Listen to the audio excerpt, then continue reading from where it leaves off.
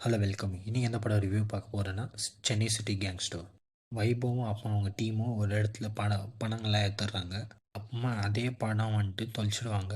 அந்த பணம் ஏன் அவங்க திருடினாங்கன்னா அந்த பணம் வந்துட்டு மற்றவங்களுக்கு கொடுக்க வேண்டியதாக இருக்குங்களோ அதனால அந்த பணம் வந்துட்டு திருடி இருப்பாங்க. ஆனால் அந்த பணம் தொலைச்சிட்டு அப்புறமா அவங்க என்ன பண்ணணுன்ட்டு யோசிக்குவாங்க. யோசிக்கும் போது வேறு வழி இல்லை, திருப்பி பணம் எங்கன்னா பணம் திருடி தான் ஆகணுன்ட்டு திருப்பி திருட பார்ப்பாங்க. அப்புறமா இந்த படத்தோட கதை என்னன்னா, இந்த படம் வந்துட்டு திருப்பி திருடினாங்களா, அப்புறமா என்னென்ன அந்த பணம் வந்துட்டு கொடுத்தாங்களா, என்னென்ன ஆச்சுன்னு தான் படத்தோட கதை. இது படம் வந்துட்டு ஒரு காமெடி படம். ஆனால் இந்த படத்தில் காமெடி இல்லை. காமெடி ட்ரை பண்ணியிருக்காங்க, ஆனால் காமெடி எல்லாம் ஒர்க் அவுட் ஆகல படத்தில். கிளைமேக்ஸும் ஓகே தான், இன்னும் நல்லா பண்ணியிருந்துருக்கலாம்.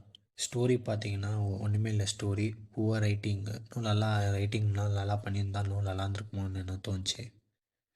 படத்தில் பாட்டு பிஜிஎம்மும் ஓகே தான், அவ்வளோ ஒன்றும் இல்லை. படத்தில் லாஜிக்கும் இல்லை, காமெடியும் இல்லை. ஸோ காமெடி படம்னு சொன்னாங்க, ஆனால் காமெடியே இல்லை. ஸோ அது இன்னும் நல்லா பண்ணியிருந்துக்கலாமான்னு தோணுச்சு.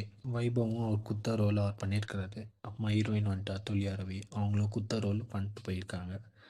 ஸோ ஓவரால் பார்த்தீங்கன்னா இது பிலோ ஆவரேஜ். தேங்க்யூ.